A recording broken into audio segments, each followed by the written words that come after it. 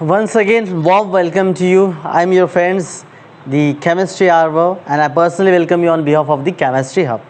So dear friend, this is our next topic, है ना। इस नेक्स्ट वीडियो लेक्चर में हम लोग अभी इस वीडियो लेक्चर में क्या देखने वाले हैं कि atomic and ionic radii of the chemistry of lanthanides और the lanthanides. Atomic and ionic radii of lanthanides. दोस्तों, जब हम लोग एटॉमिक और आयोनिक रेडियाई की बात करते हैं, है ना, तो याद है पीरियडिक टेबल में क्या जनरल ट्रेंड है। पीरियडिक टेबल में जनरल ट्रेंड ये है कि as the atomic number increases from left to right in a period, चाहे फर्स्ट पीरियड हो, सेकंड पीरियड हो, थर्ड पीरियड हो, जब हम लेफ़्ट टू राइट जाते हैं, कई बार भी क्या करते हैं हम लोग ऐसे लेफ़्ट टू राइट मूव करते हैं, तो क्या होता है, एटॉमिक और आयोनिक जो रेडियाई है या एटॉमिक या आयोनिक साइज क्या होता है, डिक्रीज होता है। दोस्तों क्या होता है, डिक्रीजेस। जनरली हमें पता है लेफ़्ट टू राइट, है ना, जब हम लोग लेफ़्ट टू राइट मूव होते हैं तो एटॉमिक एंड आयोनिक रेडियाई या एटॉमिक एंड आयोनिक साइज क्या होता है, जनरली डिक्रीज होता है। दोस्तों याद रखना है, ये जनरल पीरियोडिक प्रॉपर्टीज है या जनरल पीरियोडिक ट्रेंड है। मतलब lanthanum to lutetium atomic number 57 to atomic number 71, जब हम लोग मूव इन करेंगे, फर्दर जाएंगे ऐसे, तो क्या होना चाहिए कि एटॉमिक जैसे जैसे एक नंबर बढ़ा तो एटॉमिक और आयोनिक साइज, एटॉमिक और आयोनिक रेडियाई कम होते जाना चाहिए। दोस्तों ये जनरल ट्रेंड है।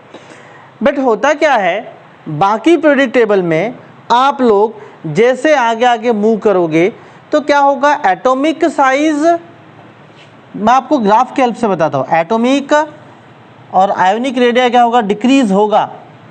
ठीक है ना, ये नीचे मैं लिख लेता हूँ दोस्तों, एटॉमिक नंबर। ठीक है, एटॉमिक नंबर इंक्रीज हो रहा है, तो जैसे जैसे एटॉमिक नंबर इंक्रीज होगा, ठीक है, वैसे वैसे एटॉमिक साइज एंड और द आयोनिक साइज और आयोनिक रेडियाई क्या होता है दोस्तों, डिक्रीज होता है। जैसे जैसे एटॉमिक नंबर बढ़ा वैसे वैसे डिक्रीज होता है। तो ग्राफ किस तरीके से होगा इसका, जब हम लोग ग्राफ बनाएंगे दोस्तों, तो ग्राफ किस तरीके से होगा, देखिए डिक्रीज तो होता है, बट डिक्रीज कैसे होता है कि स्टेडी नहीं होता है, इस तरीके से होता है।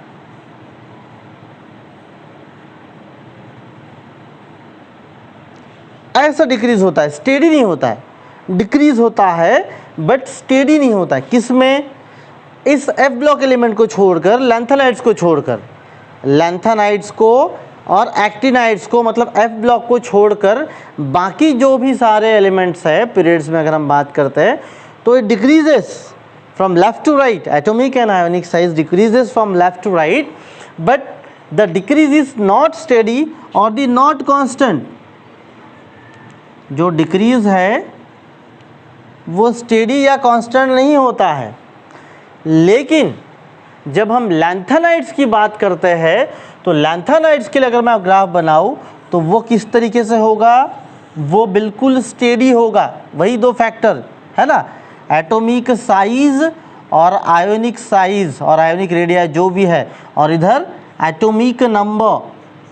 सो जब इसका हम लोग ग्राफ निकालेंगे तो ग्राफ कैसे आएगा, बिल्कुल स्टेडी आएगा। ऐसे बिल्कुल आपको क्या मिलेगा, ऐसे स्टेडी ग्राफ मिलेगा इस तरीके से।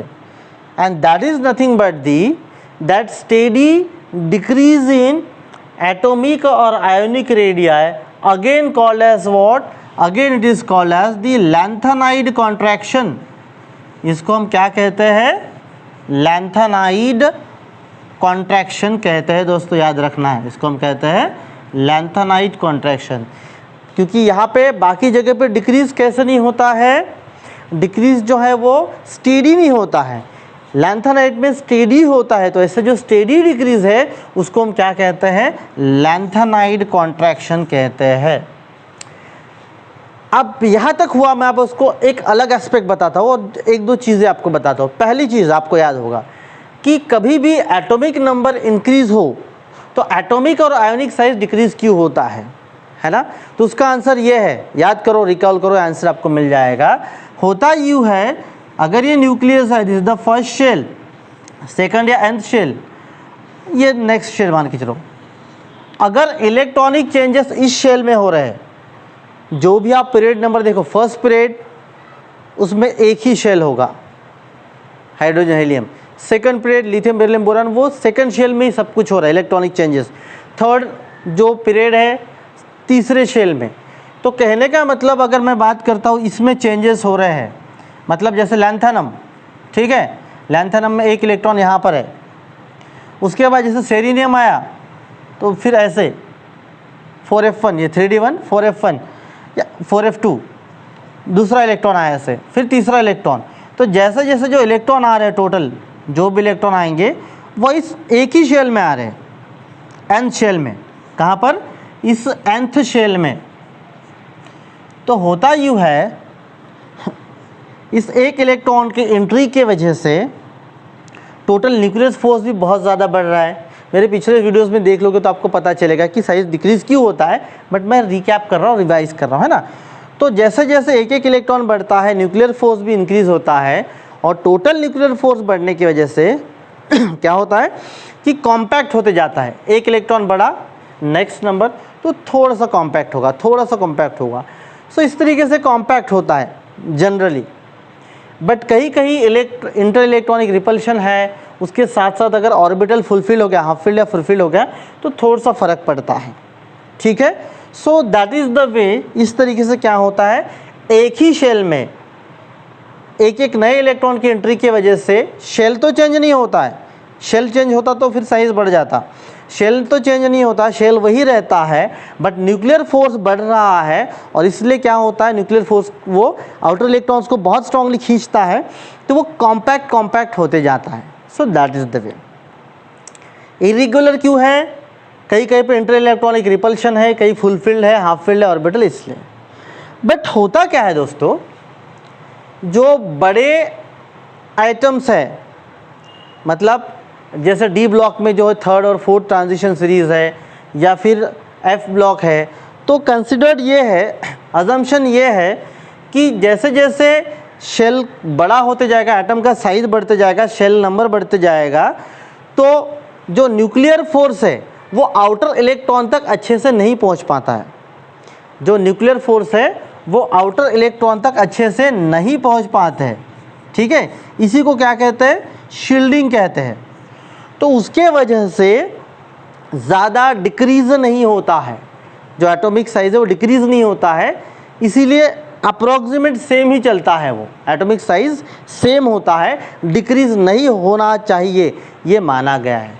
बट कहाँ पर जो डी ब्लॉक एलिमेंट्स हैं डी ब्लॉक एलिमेंट में क्या होता है, डी ऑर्बिटल जो है उनकी शील्डिंग कैपेसिटी सही है, क्योंकि वो उनकी सिमेट्री इतनी सही है, ठीक है ना, सिमेट्री वेल मैनर्ड है, कि वो क्या करते हैं कि मतलब जो न्यूक्लियर जो फोर्स है उसको रोक लेते हैं, उसको मतलब क्या करते हैं, रोक लेते हैं, आउटर इलेक्ट्रॉन तक ज़्यादा नहीं पहुंचता है, इसीलिए जो एटम का कॉम्पैक्शन है वो नहीं होता है, और डी ब्लॉक एलिमेंट जो है वो नियर अबाउट सेम साइज़ के होंगे। बट एफ ब्लॉक में क्या होता है दोस्तों, एफ ब्लॉक में जो एफ सब शेल है जिसमें कि इलेक्ट्रॉन की एंट्री हो रही है, तो एफ शेल जो है वो कैसे डिफ्यूज़ है, वो जो न्यूक्लियर फोर्स को जो रोकने का काम है सही तरीके से नहीं कर सकती, शील्डिंग का काम प्रॉपर नहीं करती है। जो एफ सब शेल है ना, F sub shell nuclear shielding को प्रॉपर नहीं करती है, मतलब न्यूक्लियस का जो अट्रैक्टिव फोर्स है वो आउटर इलेक्ट्रॉन तक रोकने में मदद नहीं करती, ज़्यादा नहीं रोक पाती, ठीक है। शील्डिंग प्रॉपर मतलब उसको शील्डिंग प्रॉपर नहीं करती है उसको। इसके वजह से क्या होता है, कॉन्ट्रैक्शन होता है। और कॉन्ट्रैक्शन कैसे हो रहा है, तो स्टेडी हो रहा है। कॉन्ट्रैक्शन कैसे हो रहा है, स्टेडी, इसलिए इसको क्या कहा गया, लैंथेनाइट कॉन्ट्रैक्शन गया है। एक्सेप्शन दो केसेस में है, एक केस है यूरोपियम और दूसरा केस है आपका यूट्रिबियम। मतलब आपको यूरोपियम अगर यहाँ पे, तो यूरोपियम थोड़ा सा आपको बढ़ के दिखेगा, या फिर जो यूट्रियम की बात करते हैं हम लोग, ठीक है, यूट्रिबियम, तो ये थोड़ा सा फॉलो नहीं करेगा, बढ़ के दिखेगा। क्यों?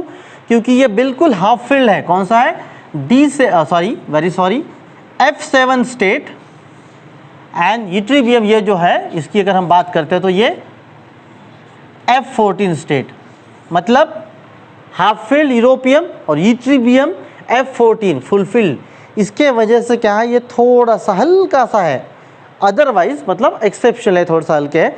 और इसीलिए ही तो F और यूट्रिबियम जो है, ठीक है ना, सॉरी यूरोपियम और यूट्रिबियम, ये दोनों जो है +3 ऑक्सीडेशन स्टेट शो नहीं करते, तो +2 +4 शो करते हैं इनके इलेक्ट्रॉनिक कन्फिग्रेशन की वजह से, क्योंकि F7 और वो F14 है दोस्तों, ठीक है।